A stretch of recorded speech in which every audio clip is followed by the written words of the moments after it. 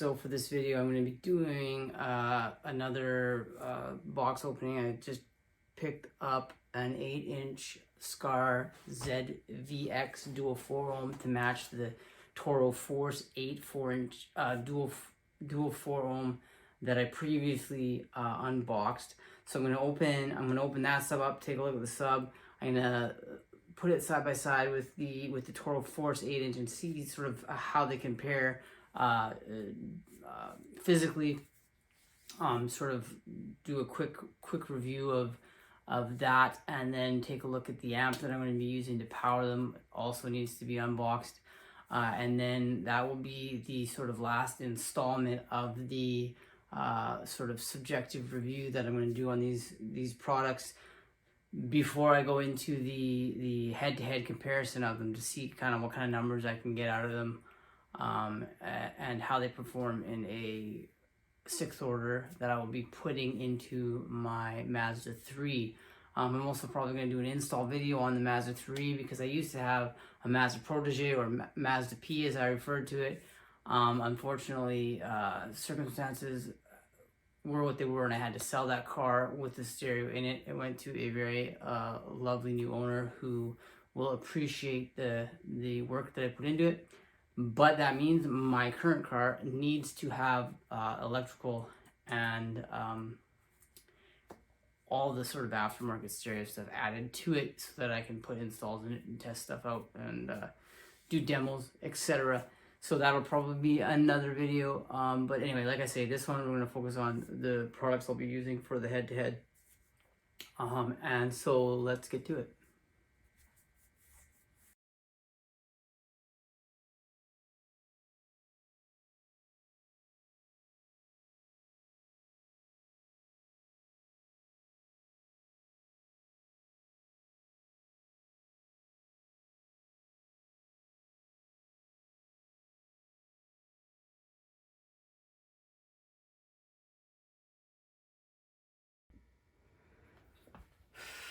So here it is, the box,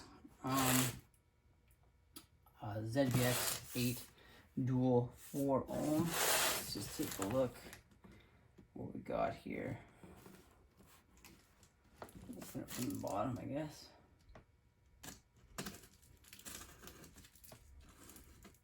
Did it even open from the bottom?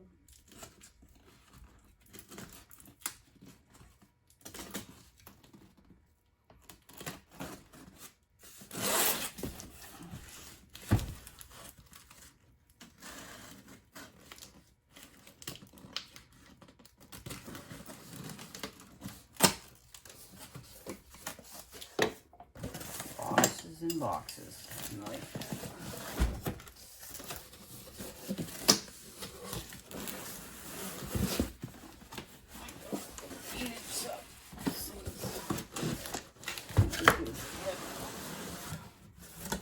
Wow, yeah.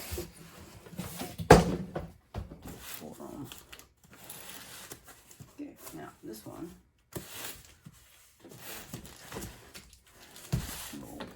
What did it say that?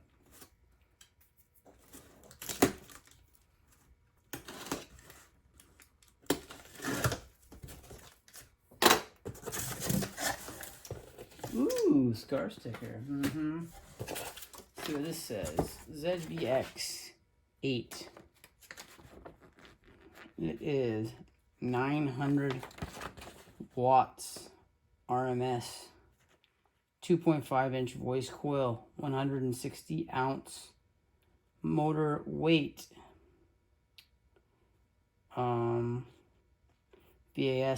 5.898. FS in hertz 41.7,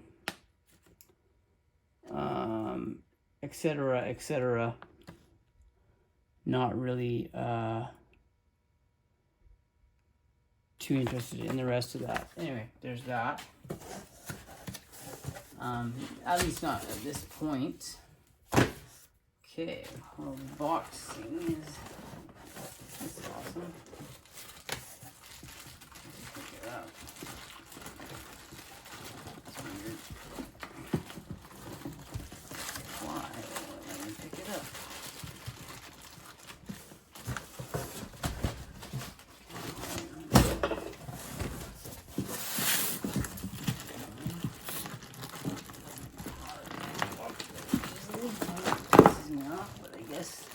sub traveled well. Ah, it has a motor hanging at the bottom. Can't damage the box. That's okay. Okay. So here we are. Oh, wow. Desiccant right in there. That's cool. So there it is. ZVX 8-inch foam rubber surround. It has push terminals, which I do love, versus direct leads. I know, whatever. Some people love their direct leads. I'm not a fan. I have made a couple subs with direct leads, but I do not love them. Anyway, let's take a closer look at that. See what we can see. So there you go. You got your two push terminals here and your leads. These look like 8-gauge push terminals. I'm sure this basket was probably from China. They all come from China. I'm sorry, unless they're tooled in the United States, but I'm not in the United States, so I don't care. They're coming international anyway. But that is what we got. So now let's pull the Toro Force 8 out and see how they look side by side. So I'm gonna go on a limb here and say that the Skar is a bigger sub. Let's take a look here. At least the motor is bigger. It sits about an inch taller. Let's take a closer look at the motor side by side and make sure it's not any kind of forced perspective on the camera. So there they are side by side. There they are sitting. Now this is, I mean, these aren't exactly the same. This is, you know, foam, and this has one layer of cardboard under it.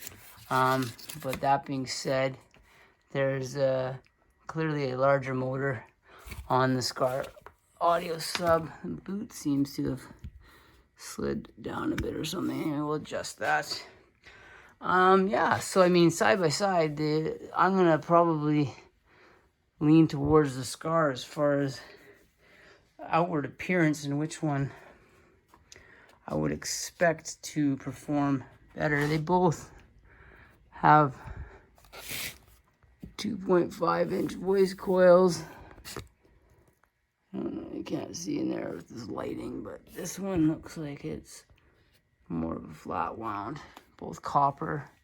I do like the red spider. I'm a big fan of red spiders, but that's neither here nor there. It's just an aesthetic. Anyway, I'm gonna say I mean, this one has the reinforced foam surround. This does not, but it seems to be a slightly heavier duty, generally thicker average thickness of the surround on the Skar is definitely a little bit heavier. The Toro has more cone area because the Skar has a wider surround. Anyway, these are all sort of subjective evaluations. They're still both very nice subs. Again, they're on the lower end of the sort of cost scale for 8-inch subs. They're about $250 for the Toro and about $290 for the Skar. That's Canadian dollars, so I don't know, it's like $30 in the States or something. But yeah, I guess the next thing to do is take a look at the amp I'm going to be hooking them up to.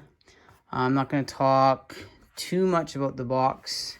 I'll do a build video for the box as well that they're going to be sharing. Not at the same time, but we'll swap the subs and see which one puts up better numbers. I gotta say, I'm expecting the Skar to put up better numbers just with the bigger motor. Anyway, So we're just going to take a look at the amp. I hope this is an amp. It seems quite light for an amp. I've never bought such a small amp before, but for the purpose of this video, it will be ideal. Oh, look at that. It's a very small box. So, there you go. Tera amps. I don't even know if I'm saying that right. I don't think I've ever heard anyone say it. I only ever see the name online. Let's take a look inside. Let's see what we got here. Oh, here we go. Well, there's the information there. It is this is the 2 ohm version. This is supposed to be. Better be, for they're ordered. 1 channel, 1800 watts RMS.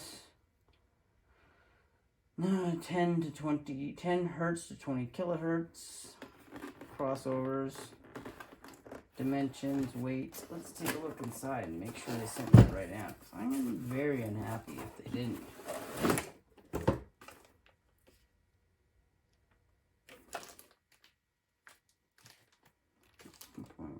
Yeah, there you go. 1800 watt 2 ohm version. You can see that. Oh yeah. Right there. So this will do 1800 watts into 2 ohms. Both of these 8-inch subs are dual 4 ohm. So they will be running at 2 ohms. And I'll probably set this to around 800 or 900 watts. That's of course before box rise, so I might adjust it a bit after clamping, but that is, oh sorry about that, that is what will be going into the Mazda 3. Not all at once, but I will go this amp with one of these subs at a time and see what kind of numbers they put up, and after that I will probably think about building a box for this blown Wolfram 18-inch HG that I'm building, if I can get it in my car. It should be an interesting project. Anyway, that's it for this video. Like I say, I will be doing a follow-up video where I build a box and test these two guys, put them side by side, do a head-to-head, and see what kind of numbers they put up, then and the box build and the install, etc. So all that kind of stuff has to happen first, but that is what is on the radar. If you are interested in following this project or other projects that I'm working on, you can most certainly subscribe to my channel. I would love the support. If not, that's cool too. You know, just you do you. Thanks for watching.